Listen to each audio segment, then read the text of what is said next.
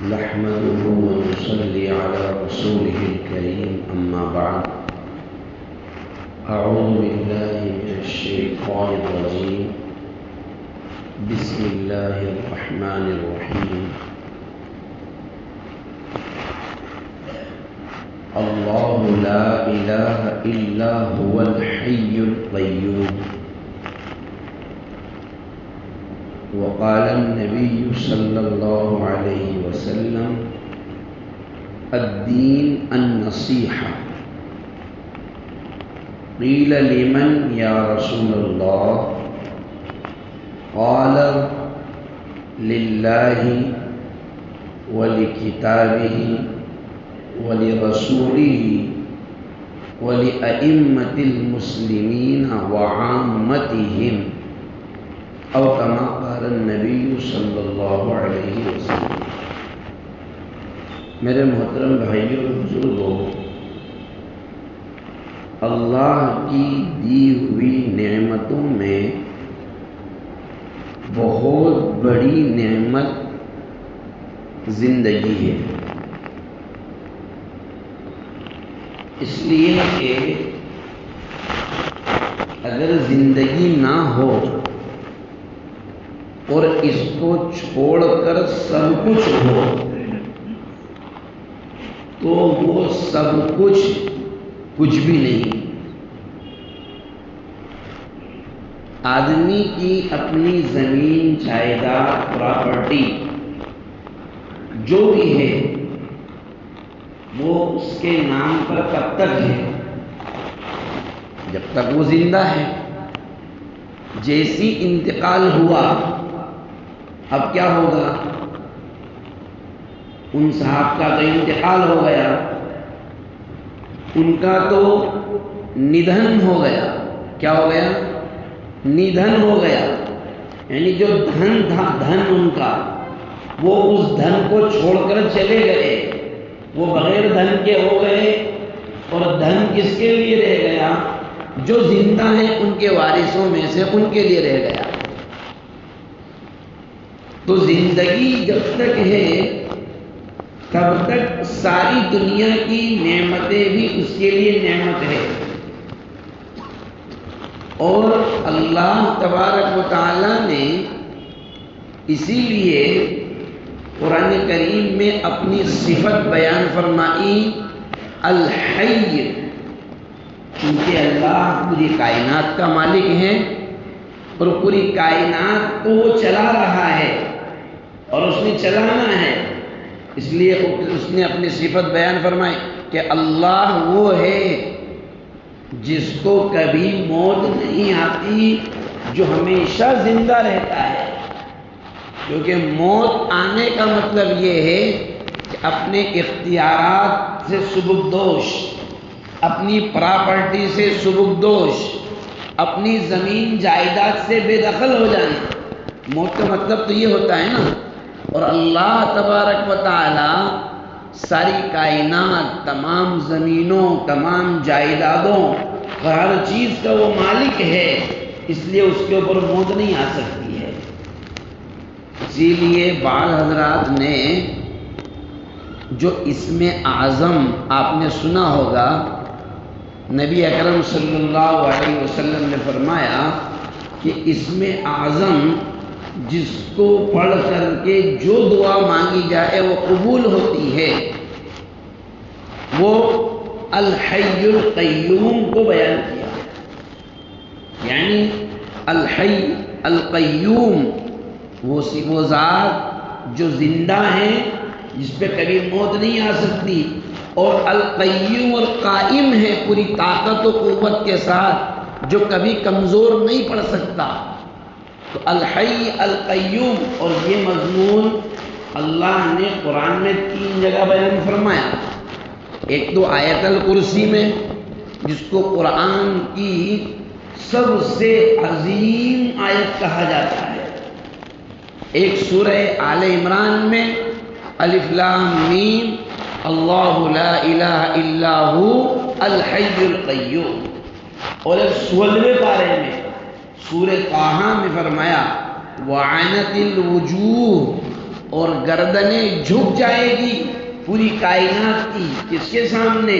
للحی القیوم، اس اللہ کے سامنے جو زندہ ہیں اور طاقت و قوت کے ساتھ قائم ہیں۔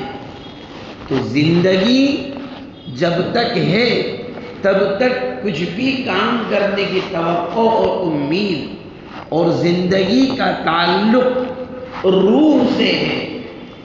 یہی وجہ ہے آدمی لوگ، آپ نے بغیر ہاتھ کے انسان دیکھے ہیں دنیا میں، بغیر پیر کے انسان بھی آپ نے دیکھے ہیں، دونوں ہاتھ دونوں پیر کٹے ہوئے ہیں ایسے لوگ بھی دنیا میں بتاؤ ہے کہ نہیں ہے؟ اور ان کو بھی انسان ہی کہا جاتا ہے۔ کیوں؟ اس لیے کہ ان کی روح چل رہی ہے، سانس چل رہی ہے۔ کیا آپ نے کسی کو، کسی بیٹے کو، کسی اولاد کو، کسی رشتہ دار کو ایسا کرتے ہوئے دیکھا کہ صاحب اب تو ہمارے ابا بوڑھے ہو گئے ہیں، اور قبرستان والے کو کہہ دے کہ ہمارے ابا کے لیے گڑھا کھود دو، ہم اثر میں ان کو یہیں لا کے لیٹا دیں گے؟ کیوں؟ اس لیے کہ اب تو وہ کوئی کام کے نہیں ہیں، بوڑھے ہیں۔ بتاؤ کبھی ایسا ہوتا ہے؟ نہیں۔ جب تک کہ اندر کی روح کام کر رہی ہے، جب تک کہ آدمی امید لگائے بیٹھا ہے، ان کا علاج بھی کراتا ہے، اچھے سے اچھے ڈاکٹر کو بتاتا ہے، ڈاکٹروں نے جواب دے دیا، پھر بھی کیا کہتے ہیں؟ نہیں ڈاکٹر صاحب آپ کچھ بھی کرو، ہمارے ابا اچھے ہونا چاہیے۔ جبکہ عمر کتنی ہو گئی؟ 90 سال ہو گئی، 100 کے قریب ہو گئے، لیکن آدمی اس امید پر کہ اب یہ تندرست ہو جائیں گے، 100 سال کی عمر میں بھی ان کو دواخانے میں رکھتا ہے۔ کیوں؟ اس لیے کہ ابھی وہ حی ہے، حی، وہ زندہ ہے، ابھی ان کے اندر روح چل رہی ہے۔ اللہ تبارک و تعالی نے عمل کا موقع بھی جو دیا ہے وہ اس وقت تک ہے جب تک کہ یہ روح زندہ ہے۔ اسی لیے نبی اکرم صلی اللہ علیہ وسلم نے ایک مرتبہ صحابہ کرام کو فرمایا، حضرت عدی ابن حاتم رضی اللہ تعالی عنہ، حاتم طائی کا نام سنا ہے نا؟ حاتم طائی عرب کا کتنا مشہور بادشاہ گزرا ہے، یہ حضرت عدی ان کے بیٹے ہیں، اور یہ وہ ہیں جنہوں نے ایک جزیرے میں ایک مرتبہ سفر کر رہے تھے سمندر میں، تو کشتی ادھر ادھر بھور میں پھنس گئی اور بھٹک گئی، تو یہ سیدھے دجال کے پاس پہنچ گئے تھے۔ ان کو وہاں لے جایا گیا، اور پھر بہت لمبی چوڑی حدیث ہے، اس کا موقع بھی نہیں ہے، لیکن انہوں نے دجال سے ملاقات بھی کی۔ پھر واپس آ کر کے نبی اکرم صلی اللہ علیہ وسلم کو وہ پوری ہسٹری اور پوری سٹوری سنائی کہ میرے ساتھ کیا کیا ہوا۔ تو نبی اکرم صلی اللہ علیہ وسلم نے فرمایا کہ دیکھو دین سراپا خیر خواہی ہے، دین جو ہے نا، دین وہ صرف بھلائی کا نام ہے، یعنی دین میں بھلائی برائی کا کوئی تصور نہیں۔ اور بھلائی کس کے لیے کی جائے؟ سوال کیا یا رسول اللہ بھلائی کس کے لیے کرے؟ کہا دین نام ہے بھلائی کرنے کا، للہ، اللہ کے لیے بھلائی کرو۔ اللہ کے لیے بھلائی کیا ہے؟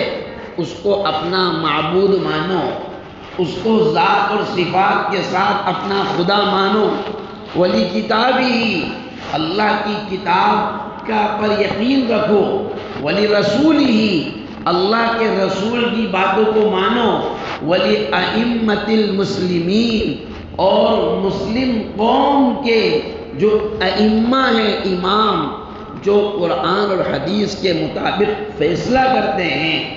یہاں حدیث کے شارحین نے لکھا کہ یہ جہاں اسلام مسلم حکمران ہو، جو اسلامی نظام، یہ دھیان رکھنا، اسلامی قانون اگر بتاتے ہوں تو ان کی بات مانی جائے، اور اگر ایسا نہ ہو، جیسے ہمارے ہندوستان میں تو کوئی نظام ہی نہیں ہے، تو ائمۃ المسلمین سے مراد وہ علماء ہیں جو قرآن حدیث کی روشنی میں ہماری صحیح رہنمائی کرتے ہیں، ان کی بات کو ماننا یہ بھی دین میں خیر خواہی ہے۔ وَلِعَامَّتِهِمْ، اور 5ویں نمبر پہ فرمایا عام مومنین کے ساتھ خیر خواہی کرنا، بھائی چارہ کرنا، محبتوں کے ساتھ پیش آنا، دکھ درد میں کام آنا، مصیبتوں میں کام آنا، پریشانیوں اور تکلیفوں میں کام آنا، اچھائیوں کو پھیلانا، برائیوں کو درگزر کرنا، عیب کو ڈھانکنا، نہ یہ کہ لوگوں کے سامنے اجاگر کرنا۔ نبی اکرم صلی اللہ علیہ وسلم نے فرمایا سراپا پورا کے پورا دین اگر اس طرح سے گزارو گے تم بھی نصیحت بنو گے، دین بھی نصیحت بنے گا۔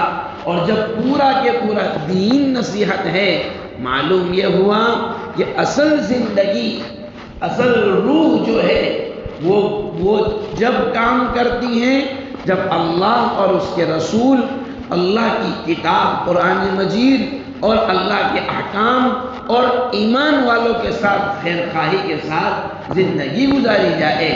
جب ایسی گزاری جائے گی تو فرمایا کہ تم خیر خواہ کہلاؤ گے، نصیحت لینے والے بھی کہلاؤ گے، نصیحت دینے والے بھی کہلاؤ گے۔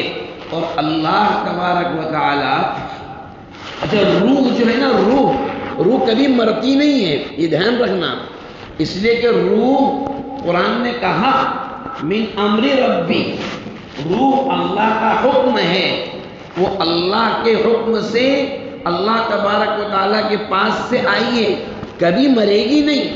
ہاں اس کا ٹرانسفر ہوتا ہے، اسی لیے بھائی جب آدمی مر جاتا ہے تو ہم کیا کہتے ہیں؟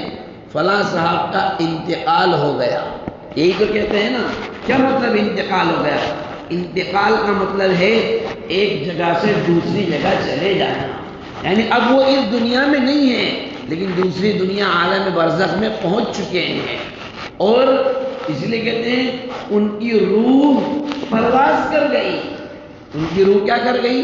پرواز کر گئی۔ اور پرواز کے معنی آتے ہیں اڑ کر کے چلے جانا، یعنی روح بدن سے نکل گئی۔ اب یہ بدن جو ہے یہ صرف یہ مٹی سے آیا تھا، کہا اس کو واپس مٹی میں دفن کر دو، روح اللہ کے پاس سے آئی تھی، وہ اللہ کے پاس چلے گئی۔ تو روح کبھی مرتی نہیں ہے، اسی لیے فرمایا کہ جب آپ انسان اپنے آپ کو بھلا دے گا، جب اللہ کو بھلا دے گا تو پھر وہ اپنے آپ کو بھی بھلا دے گا۔ اللہ تبارک و تعالیٰ نے زندگی عطا فرمائی ہے، اس کی قدر کرنی چاہیے۔ اللہ تعالیٰ ہم سب کو کہنے سننے زیادہ عمل کی توفیق عطا فرمائے۔